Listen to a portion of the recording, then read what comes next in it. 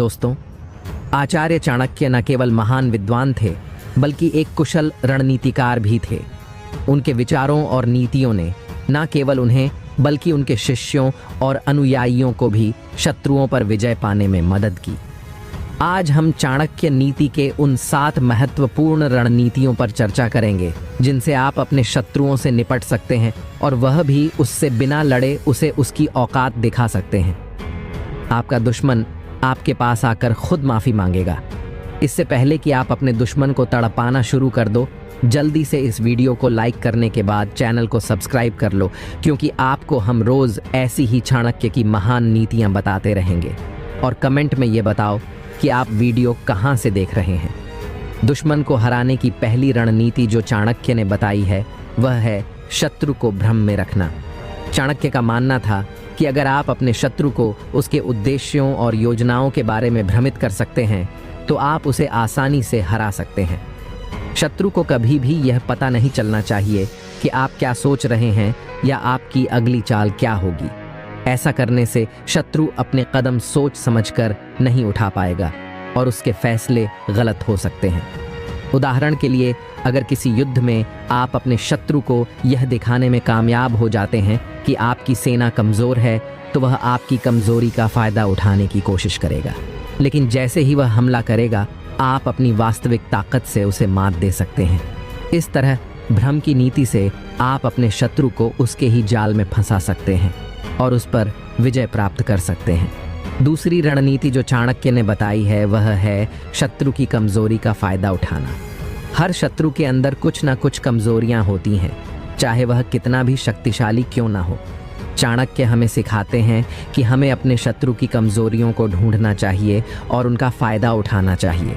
यह कमज़ोरी शारीरिक हो सकती है, मानसिक हो सकती है या फिर उसकी स्थिति या परिस्थिति से संबंधित हो सकती है। उदाहरण के लिए, अगर आपका शत्रु क्रोधी स्वभाव का है तो आप उसे क्रोधित करके उसकी निर्णय शक्ति को कमज़ोर कर सकते हैं।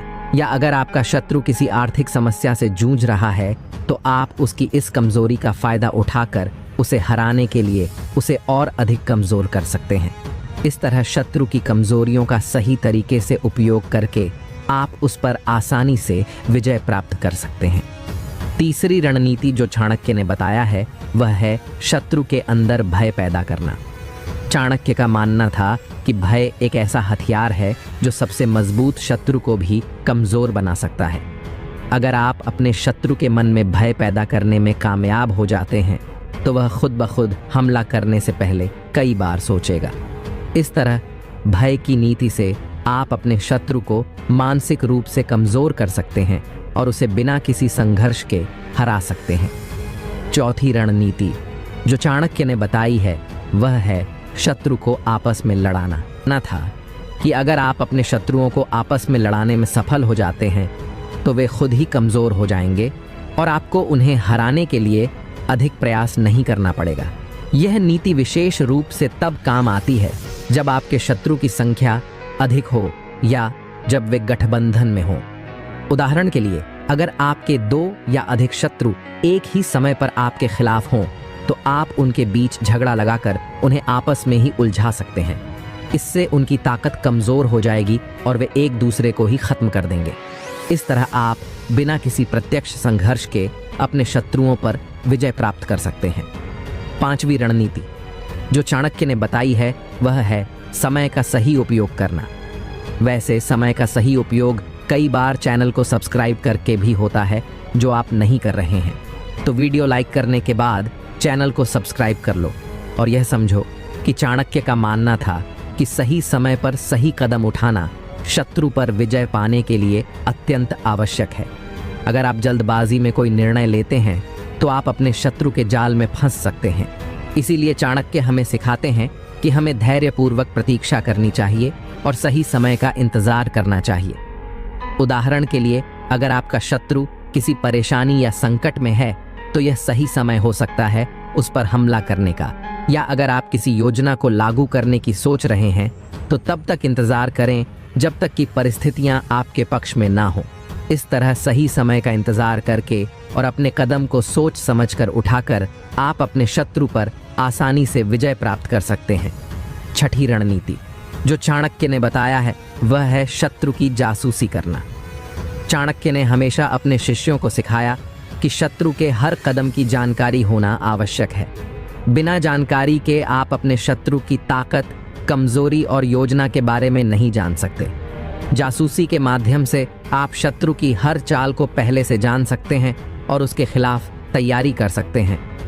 उदाहरण के लिए, अगर आपको यह पता चल जाए कि आपका शत्रु कब और कैसे हमला करने वाला है, तो आप पहले से ही उस हमले का मुकाबला करने के लिए तैयार रह सकते हैं।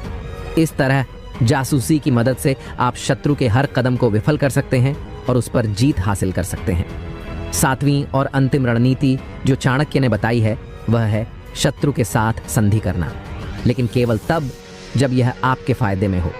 चाणक्य कहते हैं कि हमेशा लड़ाई ही समाधान नहीं होती, कभी कभी समझौता भी करना पड़ता है, लेकिन यह समझौता तभी करना चाहिए जब यह आपके लिए लाभदायक हो। उदाहरण के लिए, अगर आपका शत्रु बहुत शक्तिशाली है और उसके साथ सीधा मुकाबला करना आपके लिए नुकसानदायक हो सकता है, तो बेहतर होगा कि आप उसके साथ संधि कर लें। लेकिन इस संधि का उद्देश्य समय पाना और अपनी ताकत को बढ़ाना होना चाहिए, ताकि भविष्य में आप उसे पूरी तरह से हरा सकें। इस तरह संधि की नीति से आप बिना किसी प्रत्यक्ष नुकसान के अपने शत्रु से निपट सकते हैं और सही समय आने पर उस पर विजय प्राप्त कर सकते हैं। चाणक्य का कहना था कि दुश्मन को कभी भी कमजोर समझने की भूल नहीं करनी चाहिए, क्योंकि एक दिन वह आपके लिए खतरनाक साबित हो सकता है। साथ ही चाणक्य ने इस बात पर जोर दिया कि अपनी योजनाओं को दुश्मन के सामने गुप्त रखना चाहिए, क्योंकि यदि दुश्मन को आपकी योजनाओं का पता चल गया तो आपकी हार निश्चित है। उन्होंने दुश्मन को भ्रमित करने को भी एक महत्वपूर्ण रणनीति बताया है, क्योंकि जब दुश्मन भ्रमित होता है तभी उसे हराया जा सकता है।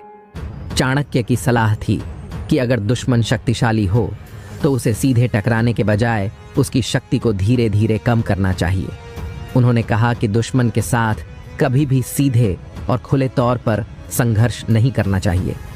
इसके बजाय उसे अप्रत्यक्ष रूप से कमजोर करना अधिक प्रभावी होता है। चाणक्य का मानना था कि दुश्मन की कमजोरियों को पहचानना और उन पर वार करना जीत का एक प्रमुख तरीका है। एक और महत्वपूर्ण विचार यह था कि दुश्मन को अपने कार्यों और उसके बारे में भ्रमित रखना चाहिए, ताकि वह सही समय पर सही कदम ना उठा सके। इसके अलावा चाणक्य ने इस बात पर जोर दिया कि दुश्मन की ताकत का आकलन करते समय उसकी चालाकी और योजनाओं का भी ध्यान रखना चाहिए, क्योंकि सिर्फ उसकी ताकत पर ध्यान देना आपकी हार का कारण बन सकता है। अंत में उन्होंने कहा कि दुश्मन के साथ गठबंधन करना एक प्रभावी तरीका हो सकता है, जिससे दुश्मन को पराजित करने में आसानी होती है। चाणक्य ने कहा कि दुश्मन से निपटने के लिए समय का सही उपयोग करना चाहिए, क्योंकि गलत समय पर उठाए गए कदम से दुश्मन का फायदा हो सकता है। इस तरह चाणक्य के यह विचार दुश्मनों से निपटने में सतर्कता, चालाकी और सही समय की अहमियत को दर्शाते हैं। इन विचारों के माध्यम से चाणक्य ने बताया कि दुश्मनों से निपटने के लिए धैर्य, चालाकी और रणनीति का सही उपयोग करना आवश्यक है। हम अपने दुश्मन के बारे में तो बहुत सोचते हैं, लेकिन दोस्तों को भूल जाते हैं। आप उन्हें मत भूलिए, बल्कि उनकी मदद कीजिए। इन नीतियों के अलावा भी चाणक्य ने अपने शत्रु को मात देने के कुछ उपाय बताए हैं। चाणक्य कहते हैं कि दुश्मन के हथियार का पता लगाएं। चाणक्य नीति की माने तो सबसे पहले दुश्मन के हथियार का पता लगाएं। दुश्मन का हथियार ही आपका सबसे बड़ा हथियार साबित हो सकता है, यानी कि आप दुश्मन की अच्छी व बुरी दोनों बातों के बारे में पता लगाएं। ये पता चलने के बाद आप उसे उकसाने की कोशिश कर सकते हैं, ताकि वह अपना आपा खो दे और क्रोधित होकर अपना विवेक भी खो बैठे। दुश्मन से आधी बाजी तो आप वहीं जीत लेते हैं। शत्रु को उसी तरह दुश्मन को घायल कर छोड़ देने पर वे आपको बर्बाद करने का या मारने का मौका ढूंढेंगे और मौका पाते ही आप पर झट से हमला कर देंगे। अपने राज कभी किसी से न बताएं। चाणक्य नीति के मुताबिक जिस प्रकार सूखा पड़ने पर जमीन बंजर हो जाती है, तो सभी उस राज्य को छोड़कर हरे भरे राज्य में प्रस्थान करते हैं, ताकि जनजीवन बचाया जा सके। वैसे ही किसी को अपने सारे राज्य नहीं बताने चाहिए। इसके अलावा शत्रु को मात देने के लिए कूटनीति का भी इस्तेमाल किया जा सकता है। व्यक्ति को अपने दुश्मन को मात देने से पहले उससे जुड़ी जानकारी हासिल करनी चाहिए, क्योंकि इससे आपको दुश्मन की ताकत और कमजोरी दोनों के बारे में पता चलेगा और उसी के आधार पर आप दुश्मन को हराने की रणनीति तैयार कर सकते हैं। आचार्य चाणक्य का कहना है कि दुश्मन को हराने के लिए हमेशा बुद्धिमत्ता और सूझबूझ से काम लेना चाहिए। यदि कोई आपका अपमान करता है तो गुस्सा करने के बजाय शांत रहें, क्योंकि ऐसे व्यक्ति के समक्ष शांत रहना ताकत का प्रतीक होता है। आचार्य चाणक्य ने इस कथन के जरिए बताया है कि दुश्मन कितना ही ताकतवर क्यों न हो, अगर वह आपको तकलीफ दे रहा है तो उसके सामने खुश रहना चाहिए। चाणक्य के अनुसार दुश्मन के लिए यह ऐसी सजा है जिसका कोई इलाज नहीं। दुश्मन पर जीत हासिल करने का यह अचूक उपाय है जिसमें न किसी हथियार की जरूरत है न ही सहयोगियों की। आप अकेले ही खुश रहकर विरोधियों को ऐसा दर्द देंगे जो सीधे उसके कलेजे पर वार करेगा।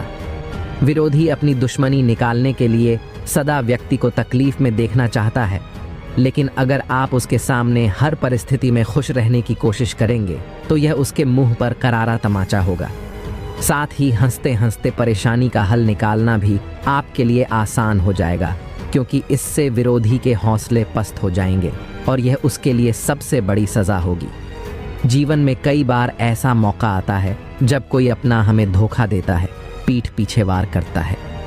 ऐसे हालात में व्यक्ति अपने करीबियों को सजा नहीं दे पाता, क्योंकि वे दिल के करीब होते हैं। ऐसे मौकों पर सबक सिखाना है और बदला लेना है तो उसके सामने हमेशा अपना मिजाज खुश रखिए। ऐसा करके आप उसे जिंदगी भर की सजा दे सकते हैं। आचार्य चाणक्य ने अपने नीतिशास्त्र में बहुत सी ऐसी बातों का जिक्र किया है जो व्यक्ति के जीवन में बहुत काम आती है। जीवन में सफलता पाने के लिए या फिर पति पत्नी के रिश्तों में मिठास बनाए रखने के लिए इन नीतियों का पालन किया जा सकता है।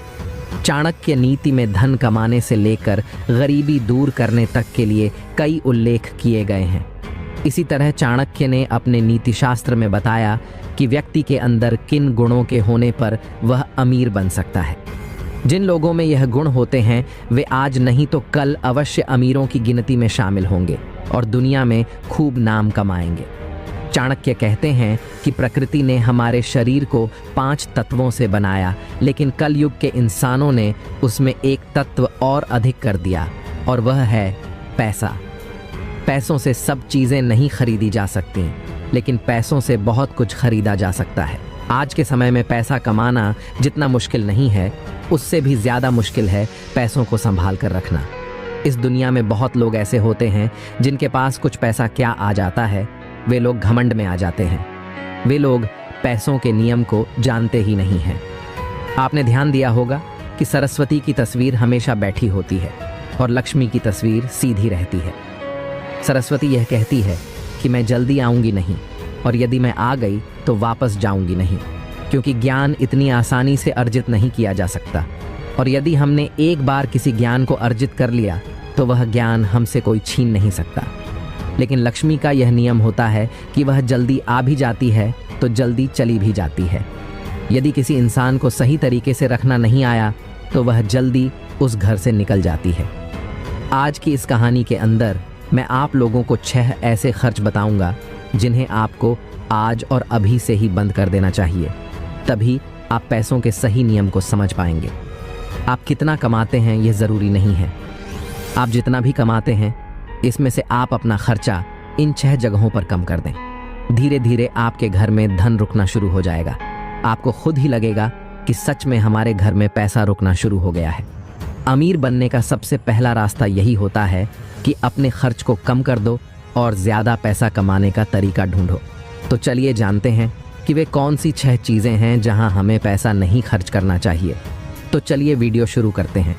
उससे पहले वीडियो को लाइक करके ला इंस्पायर्ड चैनल को सब्सक्राइब करें और कमेंट में यह बताएं कि आप वीडियो कहां से देख रहे हैं। सबसे पहला खर्च है दिखावे का खर्च।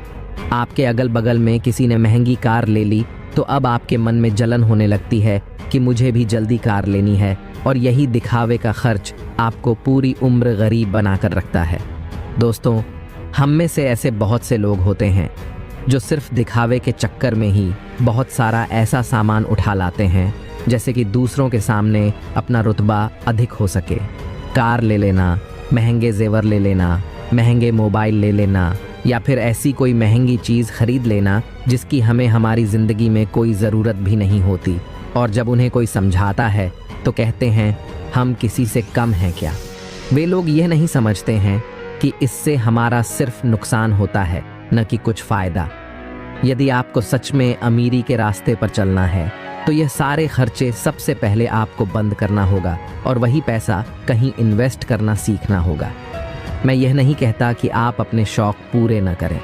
मेरे कहने का मतलब यह है कि जिस चीज़ की आपको ज़रूरत है बस आप वही लें। किसी को देखकर कोई सामान बिल्कुल न लें। दूसरी बात है कंपनियों की स्कीम से दूर रहना। अपने सामान की बिक्री अधिक करने के लिए अलग अलग ब्रांड की जो कंपनियां होती हैं वे लुभाने की स्कीम लाती हैं, लेकिन यह उनकी मार्केटिंग करने की रणनीति होती है जो हम लोग समझ नहीं पाते। और बहुत सारे लोग अलग अलग स्कीम के चक्कर में आकर वह चीज़ भी खरीद लेते हैं जिसकी उन्हें ज़रूरत भी नहीं होती।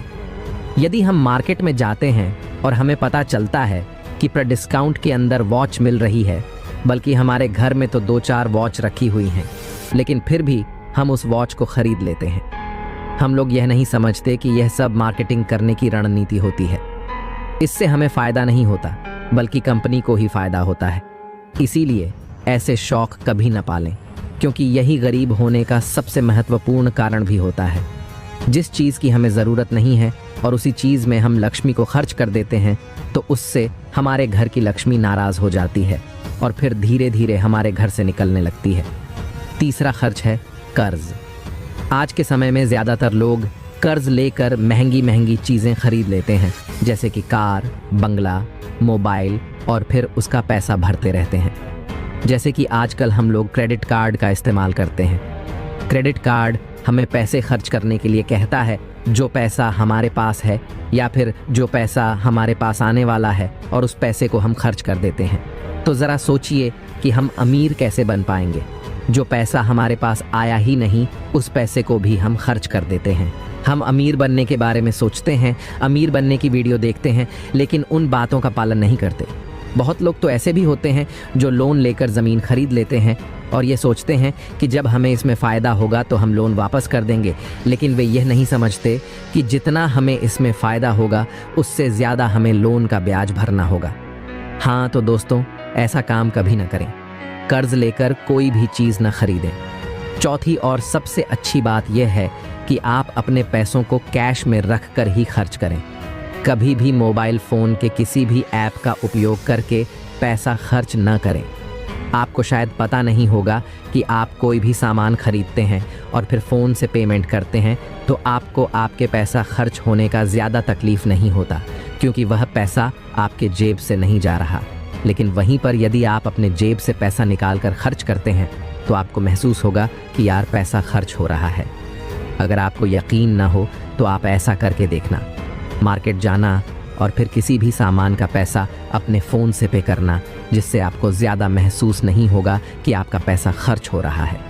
लेकिन जिस दिन आप अपनी जेब से पैसा निकाल कर दोगे तो उस दिन आपको ज़रूर लगेगा कि यार पैसा जेब से जा रहा है, मेरा पैसा खर्च हो रहा है, ज़्यादा पैसा खर्च हो रहा है। पांचवी बात आपको ध्यान रखनी है, अपनी भावनाओं पर काबू रखना है। अगर आपको कोई चीज़ पसंद आ रही है और आप उसे ख़रीदना चाहते हैं तो सबसे पहले यह देख लें कि वाकई क्या इस चीज़ की आपको ज़रूरत है, क्योंकि बहुत से लोग कोई चीज़ पसंद आने पर उसे तुरंत ख़रीद लेते हैं। कई बार तो ऐसा भी होता है कि कोई स्कीम वाले आते हैं जो हमें लुभाने वाली चीज़ें लेकर आते हैं और हमें वह चीज़ पसंद आ जाती है और हम उसे तुरंत ख़रीद लेते हैं। तो हमें ऐसी चीज़ों को लेने से बचना चाहिए। हमें ऐसी चीज़ नहीं लेनी चाहिए, बल्कि हमें सिर्फ ऐसी ही चीज़ लेनी चाहिए जिसकी हमें ज़रूरत हो। छठी और आखिरी बात यह है कि कभी भी कोई भी शौक़ न पालें। आपको शायद इस बात का पता होगा कि हमारी दुनिया में महंगाई का सबसे महत्वपूर्ण कारण शौक़ है। आज के समय में नॉर्मल का फ़ोन आ रहा है और वहीं पर लाख का भी फ़ोन आ रहा है। दोनों में फ़र्क इतना है, किसी को का फ़ोन रखने का शौक़ है तो किसी को लाख का रखने का शौक़ है। हाँ, यहाँ पर आदमी की अमीरी भी दर्शाती है, क्योंकि अमीर आदमी महंगा फ़ोन रखेगा तो लगेगा कि वह अमीर है, तो यह शौक़ ही तो हुआ।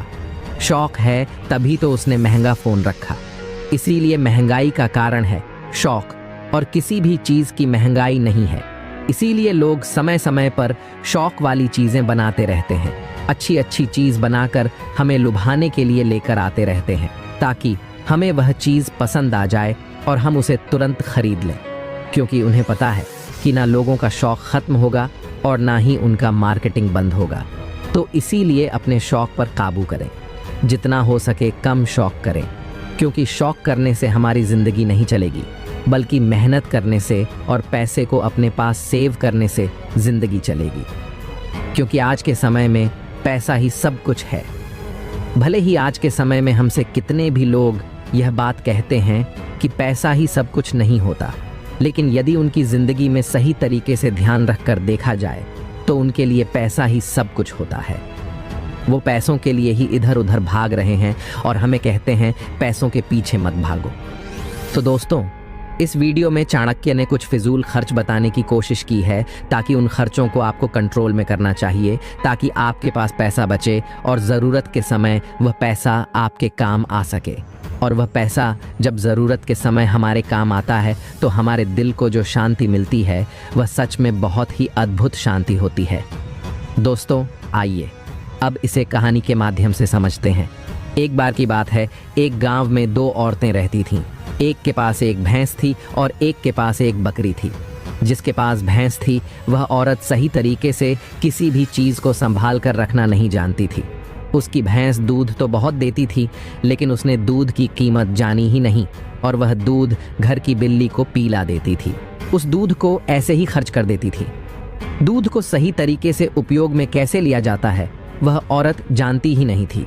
और जिसके पास बकरी थी वह दूध की कीमत जानती थी और वह दूध की एक एक बूंद को बचाकर रखती थी और उससे दही जमाकर घी निकाल लेती थी।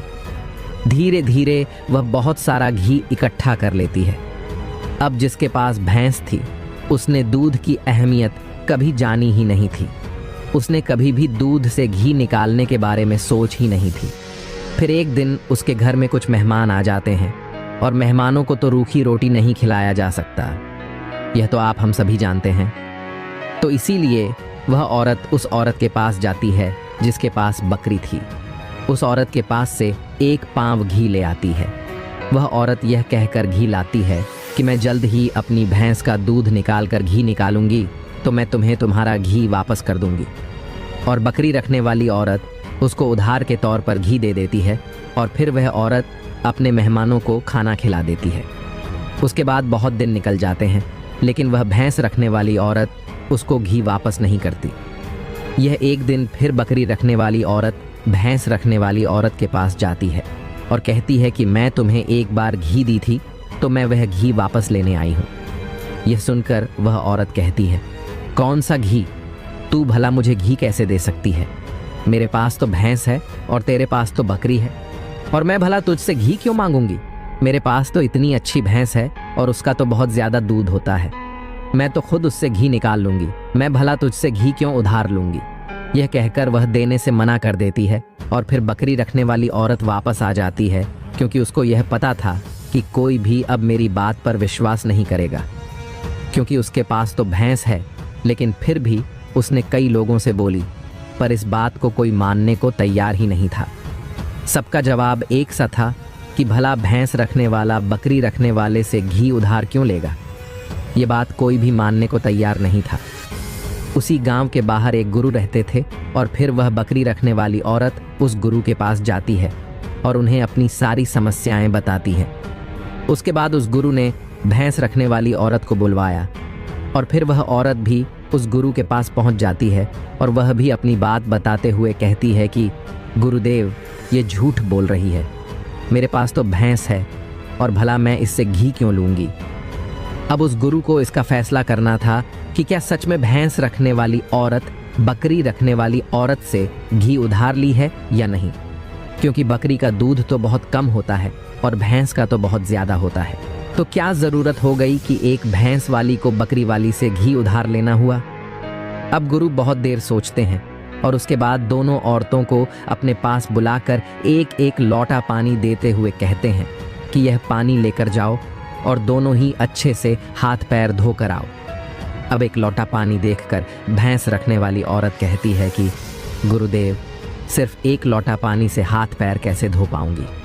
लेकिन बकरी रखने वाली औरत उस लोटे को लेकर चली जाती है और वह अच्छे से अपने हाथ पैर धोती है और उसके बाद भी वह लोटे के अंदर कुछ पानी बचा भी लाती है और वापस गुरु के पास आ जाती है। लेकिन भैंस रखने वाली औरत लोटा लेकर जाती है और उसने तो सिर्फ अपना हाथ धोया और उस लोटे को खाली करके वापस ले आती है। जैसे ही वापस लाकर दोनों लोटे रखे जाते हैं, तभी वह गुरु कहते हैं कि भैंस रखने वाली औरत ने बकरी रखने वाली औरत से घी ली थी और उसे घी वापस करना चाहिए। अब जो गांव के लोग पास में बैठे थे, उन्होंने कहा, गुरुदेव, इससे कैसे साबित हो सकता है कि भैंस रखने वाली औरत ने बकरी रखने वाली औरत से घी उधार ली है। उसके बाद वह गुरु कहते हैं कि ज़रा इन लोटों पर ध्यान दो। इस औरत ने लोटे में इतना पानी बचा भी लिया और हाथ पैर मुंह सब धो भी लिया। ये होती है किसी भी चीज़ की अहमियत को समझना। और दूसरी औरत ने सिर्फ मुंह धोकर ही लोटे का सारा पानी ख़त्म कर दिया, क्योंकि उसको इस पानी की कीमत नहीं पता थी। और जिस चीज़ की हमको कोई कदर नहीं होती, वह भले ही हमारे पास कितने भी हो, वह नष्ट हो ही जाती है, वह ख़त्म हो ही जाती है। और यदि हमारे पास कोई भी चीज़ कम है और यदि हम उसको सही तरीके से इस्तेमाल में लेते हैं और उसकी कीमत को जानते हैं, तो ज़रूर उससे हम फ़ायदा ले सकते हैं। बकरी रखने वाली औरत ने दूध बचाकर उससे मक्खन निकाली और उससे घी बनाई, जबकि भैंस रखने वाली औरत को दूध की कदर नहीं थी। इसीलिए इतने दूध होने के बावजूद भी उसके घर में मेहमानों के लिए घी नहीं था। ये बात सत्य है। उसके बाद भैंस रखने वाली औरत उस गुरु के चरणों में गिर जाती है और कहती है, महाराज, मुझे क्षमा कर दीजिए, मैं अभी घर जाकर उसे वापस दे दूंगी। इसके बाद गुरु कहते हैं, बूंद बूंद से सागर भरता है। हमारे पूर्वजों ने यह कहावत यूं ही नहीं बनाई। हमारी छोटी छोटी बचत हमारे भविष्य में एक महत्वपूर्ण लाभ बनकर हमें मिलती है और यह बात बहुत ही कम लोग जान पाते हैं। यही बात हमारे घर में लक्ष्मी पर लागू होती है। यदि हम लक्ष्मी को बचाएंगे तो वही लक्ष्मी हमें भविष्य में अधिक लाभ बनकर मिलेगी। दोस्तों, उम्मीद है कि कहानी तो आपको समझ में आ गई होगी। दोस्तों, अगर कोई आपको इग्नोर कर रहा है या आपकी बातों को महत्व नहीं दे रहा, तो यह वीडियो आपके लिए है। जब कोई भाव नहीं देता तो हमारा दिल बहुत दुखता है, लेकिन जब वह व्यक्ति भाव नहीं देता जिससे हमें सबसे ज़्यादा उम्मीद हो, तो मानो दिल के 1000 टुकड़े हो जाते हैं। लेकिन अब ऐसा और नहीं होगा, क्योंकि हम आपको बताएंगे चाणक्य नीति के कुछ महत्वपूर्ण सिद्धांतों को, जिनका उपयोग करके आप उस व्यक्ति को खुद से बातचीत करने के लिए प्रेरित कर सकते हैं। इस वीडियो को देखने के बाद वह व्यक्ति जो आपको इग्नोर कर रहा है, वह खुद आपके पास आकर बात करेगा और आपके लिए तड़प जाएगा। वीडियो को अंत तक ज़रूर देखना और वीडियो शुरू करने से पहले ला इंस्पायर्ड चैनल को सब्सक्राइब कर लेना, क्योंकि हम रोज़ ऐसी ही काम की वीडियोस आपके लिए लाते रहते हैं। चाणक्य नीति के अनुसार सबसे पहली चीज़ जो आपको करनी होगी किसी को अपने पास आकर्षित करने के लिए, वह है धैर्य और संयम। चाणक्य नीति के अनुसार धैर्य और संयम किसी व्यक्ति को प्रभावित करने के लिए सबसे महत्वपूर्ण गुण माने जाते हैं। धैर्य का अर्थ है समय की प्रतीक्षा करना और तत्काल परिणाम की अपेक्षा न करना। स्विंग से सीखते हैं कि सफलता की कुंजी धैर्य में है।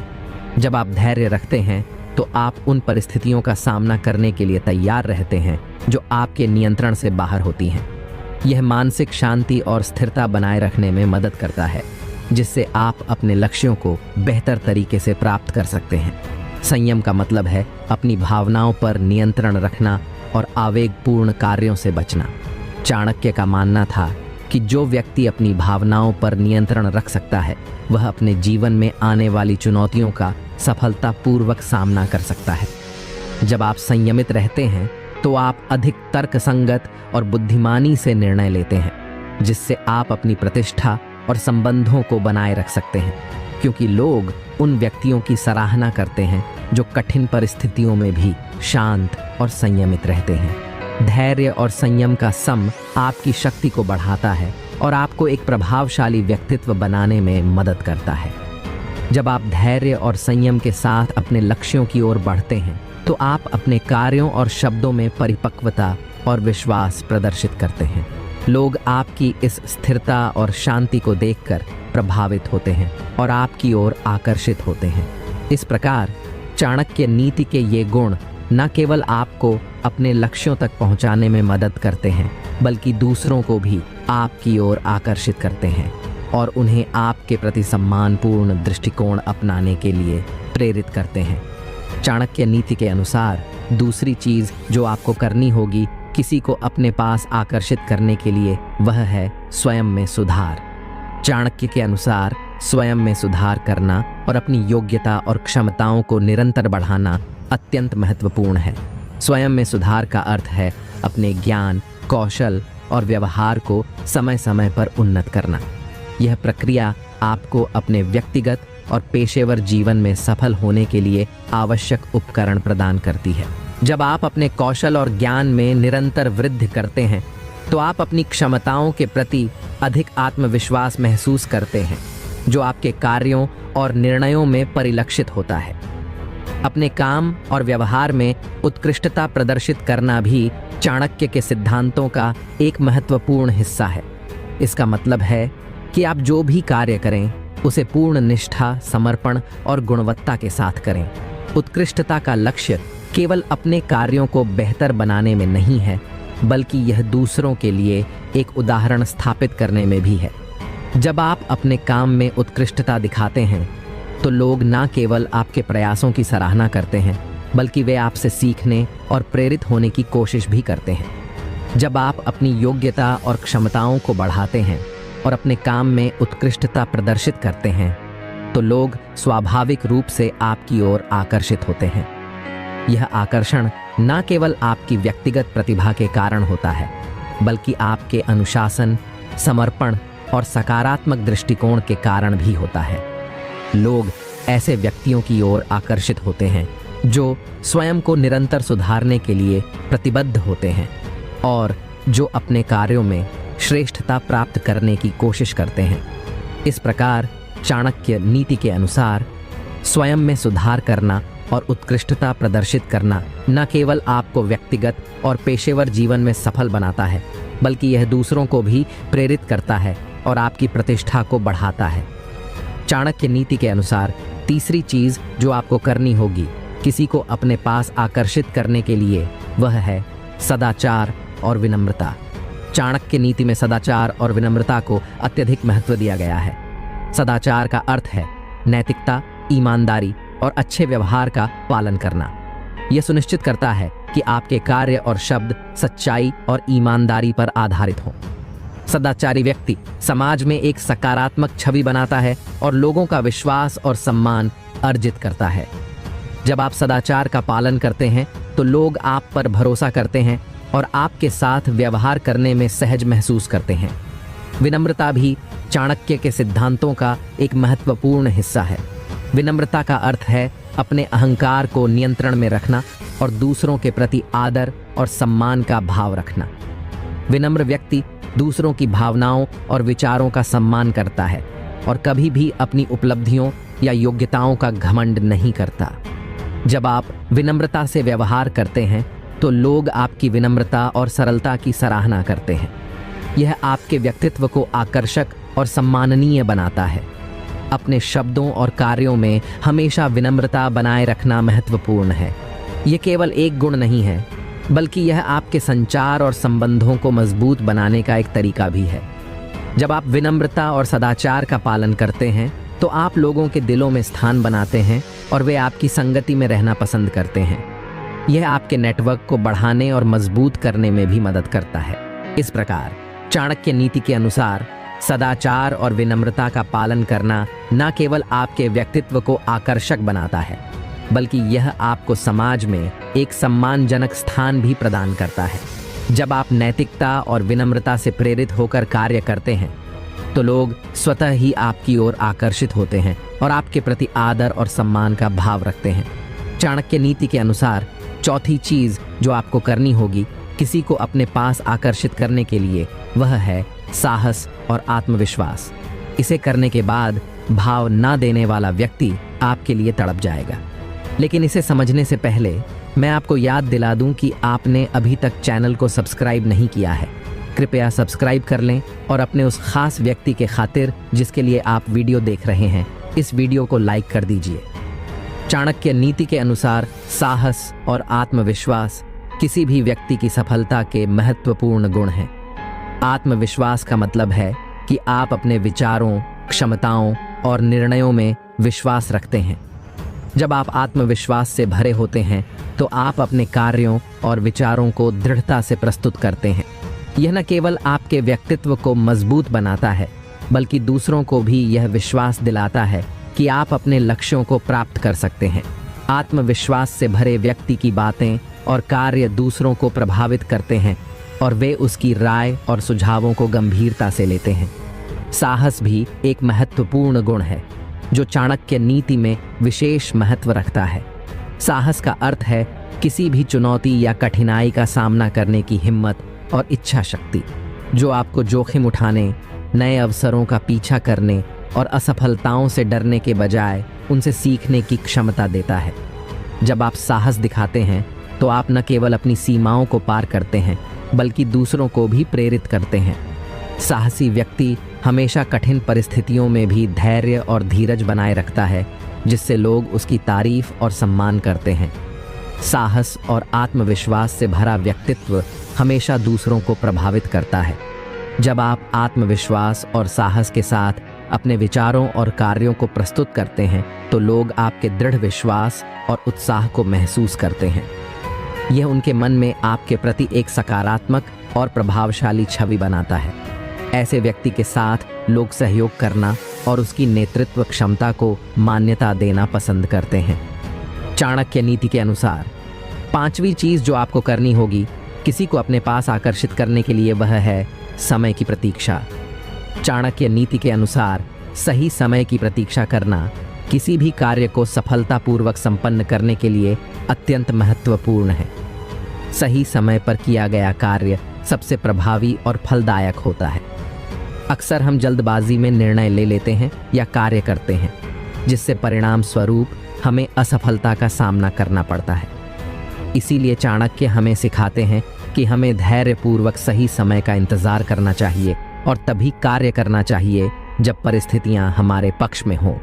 पहला पहलू सही समय की प्रतीक्षा करने का यह है कि हमें अपने लक्ष्य और परिस्थितियों का सही मूल्यांकन करना चाहिए।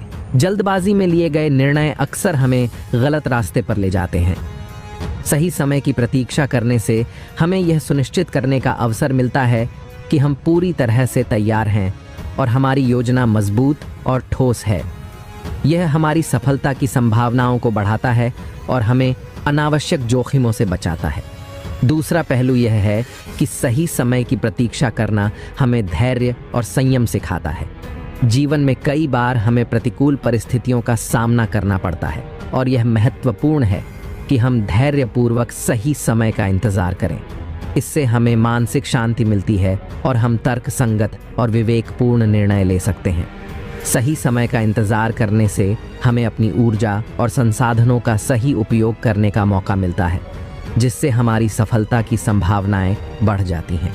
अंत में सही समय पर किया गया कार्य न केवल हमें सफलता दिलाता है, बल्कि यह हमारे कार्यों को प्रभावी और सम्मानजनक भी बनाता है। जब हम सही समय का इंतजार करते हैं और तभी कार्य करते हैं जब परिस्थितियां अनुकूल हों, तो लोग हमारी समझदारी और धैर्य की सराहना करते हैं। यह हमारी प्रतिष्ठा को बढ़ाता है और हमें एक प्रभावशाली व्यक्तित्व के रूप में प्रस्तुत करता है। इस प्रकार चाणक्य नीति के अनुसार सही समय की प्रतीक्षा करना अत्यंत महत्वपूर्ण है। यह हमें धैर्य, संयम और विवेकपूर्ण निर्णय लेने की क्षमता प्रदान करता है, जिससे हम अपने लक्ष्य को सफलतापूर्वक प्राप्त कर सकते हैं और एक प्रभावशाली व्यक्तित्व के रूप में उभर सकते हैं। चाणक्य नीति के अनुसार छठी और आखिरी चीज जो आपको करनी होगी किसी को अपने पास आकर्षित करने के लिए, वह है संबंधों का निर्माण। चाणक्य नीति के अनुसार सफल होने के लिए संबंधों का निर्माण और प्रबंधन अत्यंत महत्वपूर्ण है। खासकर जब आपका लक्ष्य किसी विशेष व्यक्ति का ध्यान आकर्षित करना हो, तो आपको उन लोगों के साथ अच्छे संबंध बनाने पर ध्यान देना चाहिए जो उस व्यक्ति के निकट होते हैं। यह एक रणनीतिक दृष्टिकोण है जो आपकी प्रतिष्ठा और प्रभाव को बढ़ाने में सहायक होता है। पहला कदम यह है कि आप लक्षित व्यक्ति के आसपास के लोगों के साथ अच्छे संबंध बनाएं। इसका मतलब है कि आप उनके साथ सहानुभूति, सहयोग और सम्मान का व्यवहार करें। जब आप इन लोगों के साथ अच्छा व्यवहार करेंगे और उनके साथ समय बिताएंगे तो वे आपकी सकारात्मकता और गुणों को पहचानेंगे। ये संबंध धीरे धीरे मजबूत होते जाएंगे और आप उनके सर्कल का एक महत्वपूर्ण हिस्सा बन जाएंगे। दूसरा कदम यह है कि आप अपने कार्यों और व्यवहार में ईमानदारी और समर्पण दिखाएं। जब आपके आसपास के लोग देखेंगे कि आप अपने काम में कितने समर्पित और ईमानदार हैं तो वे आपकी सराहना करेंगे। यह सराहना धीरे धीरे लक्षित व्यक्ति तक पहुंचेगी, जिससे वह भी आपके गुणों और क्षमताओं को पहचान सकेगा। आपकी सकारात्मक छवि उनके मन में बन जाएगी और वे स्वतः ही आप पर ध्यान देने लगेंगे। तीसरा कदम यह है कि आप अपनी बातों और कार्यों में सद्भावना और सहयोग दिखाएं। आपके आसपास के लोग जब देखेंगे कि आप हमेशा दूसरों की मदद करने के लिए तैयार रहते हैं और किसी भी समस्या का समाधान ढूंढने में सहयोग करते हैं, तो वे आपकी प्रशंसा करेंगे। इससे न केवल आपके संबंध मजबूत होंगे, बल्कि लक्षित व्यक्ति भी आपके इस गुण को सराहे और आपसे प्रभावित होगा। इस प्रकार चाणक्य नीति के अनुसार संबंधों का निर्माण और प्रबंधन किसी भी लक्ष्य को प्राप्त करने के लिए अत्यंत महत्वपूर्ण है। जब आप लक्षित व्यक्ति के आसपास के लोगों के साथ अच्छे संबंध बनाएंगे और उनके साथ सहयोग करेंगे तो वे आपकी सराहना करेंगे और आपकी सकारात्मक छवि लक्षित व्यक्ति तक पहुंचेगी। इससे वह व्यक्ति भी आपके प्रति आकर्षित होगा और आपसे बातचीत करने में रुचि दिखाएगा। दोस्तों, न जाने कितने लोग इसी तरह किसी के इग्नोर करने से परेशान हैं। आपसे हाथ जोड़कर निवेदन है कि अपने सभी दोस्तों को यह वीडियो ज़रूर शेयर करना और चैनल सब्सक्राइब और वीडियो को लाइक ज़रूर करके जाना। धन्यवाद दोस्तों। क्या आपको भी ऐसा लगता है कि आप जिन लोगों पर सबसे ज़्यादा भरोसा करते हैं वही लोग आपको धोखा देकर आगे बढ़ जाते हैं? क्या आपके साथ भी ऐसा हुआ है कि आपके करीबी रिश्ते जिनमें आपने बहुत उम्मीदें लगाई थीं अचानक आपको धोखा देकर दूर चले गए? अगर हाँ, तो आपको इस वीडियो को ज़रूर देखना चाहिए, क्योंकि आज हम चाणक्य नीति की उन सीखों के बारे में बात करेंगे जो हमें मतलबी लोगों की पहचान करना सिखाती हैं। आचार्य चाणक्य का मानना था कि हमें हमेशा सतर्क रहना चाहिए, क्योंकि दुनिया में ऐसे बहुत से लोग हैं जो अपने स्वार्थ के लिए किसी भी हद तक जा सकते हैं। इस वीडियो को देखने के बाद आप कभी किसी के झांसे में नहीं आएंगे और मतलबी लोगों से दूर रहकर अपनी ज़िंदगी को बेहतर बना पाएंगे। चाणक्य की नीति सिखाती है कि जब भी कोई व्यक्ति केवल अपने फ़ायदे के लिए आपके करीब आता है तो वह व्यक्ति मतलबी हो सकता है। इन लोगों को पहचानना थोड़ा मुश्किल हो सकता है, क्योंकि वे दिखावे में मीठे और मददगार लगते हैं, लेकिन अंदर से उनके इरादे स्वार्थी होते हैं। ऐसे लोग आपको धोखा देकर आपकी भावनाओं का फ़ायदा उठाते हैं और जब उनका काम हो जाता है तो वे आपकी परवाह नहीं करते।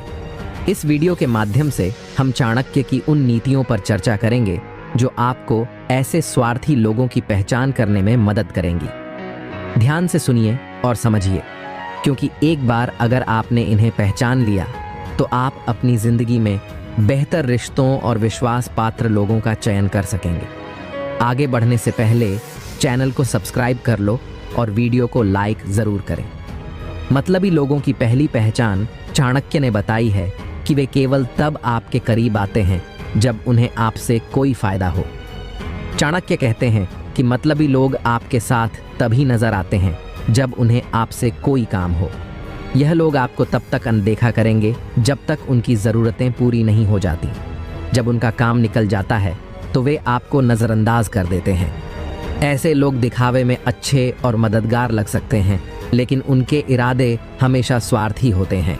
जब तक आप उन्हें कुछ फ़ायदा पहुंचाते हैं तब तक वे आपके साथ बने रहते हैं, चाहे वह पैसों की मदद हो या किसी अन्य प्रकार की सहायता। यह लोग आपके आसपास मंडराते रहते हैं, लेकिन जब आपको उनकी ज़रूरत होती है तो वे न जाने कहाँ गायब हो जाते हैं। चाणक्य कहते हैं कि ऐसे लोगों से दूर रहना ही समझदारी है, क्योंकि यह लोग आपकी जिंदगी में केवल अस्थायी रूप से होते हैं। उदाहरण के लिए आपने देखा होगा कि कुछ लोग तभी आपके पास आते हैं जब उन्हें किसी मदद की ज़रूरत होती है, जैसे कि पैसों की या किसी काम में मदद की। जब उनका काम हो जाता है तो वे आपको पहचानने से भी इनकार कर देते हैं। अगर आप ऐसे लोगों से घिरे हैं तो सावधान रहिए, क्योंकि वे सिर्फ अपने लाभ के लिए आपके साथ होते हैं। इसीलिए अपने जीवन में केवल उन लोगों को महत्व दें जो बिना स्वार्थ के आपके साथ खड़े हों। रिश्तों में सच्चाई और ईमानदारी होना ज़रूरी है, वरना आपका दिल बार बार टूटेगा। याद रखें, चाणक्य की यह नीति आपको उन स्वार्थी लोगों से बचने में मदद करेगी जो केवल अपने फायदे के लिए आपके जीवन में होते हैं। मतलब ही लोगों की दूसरी पहचान चाणक्य ने बताई है कि वे आपकी कमजोरियों का फायदा उठाने की कोशिश करते हैं। आचार्य चाणक्य का कहना था कि मतलबी लोग आपकी कमजोरियों को ढूंढकर उसका फायदा उठाते हैं। वे जानबूझकर आपकी कमजोरियों पर ध्यान देते हैं ताकि वे आपको मानसिक रूप से नियंत्रित कर सकें। ऐसा व्यक्ति आपको धीरे धीरे अपने जाल में फंसा लेता है, ताकि जब आपको उसकी सबसे ज़्यादा ज़रूरत हो तब वह आपकी भावनाओं के साथ खेल सके। ये लोग अक्सर आपके आत्मसम्मान को चोट पहुंचाते हैं और आपकी असुरक्षा को गहरा कर देते हैं। जब आपको सबसे ज़्यादा समर्थन और सहानुभूति की आवश्यकता होती है तो ये लोग आपकी कमज़ोरियों को उभार कर आपको और भी कमज़ोर बना देते हैं। उनकी चालाकी यह होती है कि वे आपको यह महसूस कराते हैं कि आप उनके बिना कुछ नहीं कर सकते। ऐसे लोग आपके आत्मविश्वास को तोड़ते हैं और आपको हमेशा कमज़ोर बनाए रखते हैं। उदाहरण के लिए, एक सहकर्मी जो आपके काम में छोटी छोटी गलतियों को बार बार उजागर करता है, यह दर्शाता है कि वह आपकी कमज़ोरी का फ़ायदा उठा रहा है। या फिर एक रिश्तेदार जो आपकी असफलताओं का मजाक बनाता है और हर मौके पर आपको नीचा दिखाने की कोशिश करता है, वह भी एक मतलबी व्यक्ति की निशानी हो सकती है। ऐसे लोग केवल आपको कमज़ोर करके अपने फ़ायदे की सोचते हैं। इसीलिए चाणक्य की नीति यह सिखाती है कि ऐसे लोगों से सावधान रहना ज़रूरी है जो आपकी कमज़ोरियों का फ़ायदा उठाते हैं।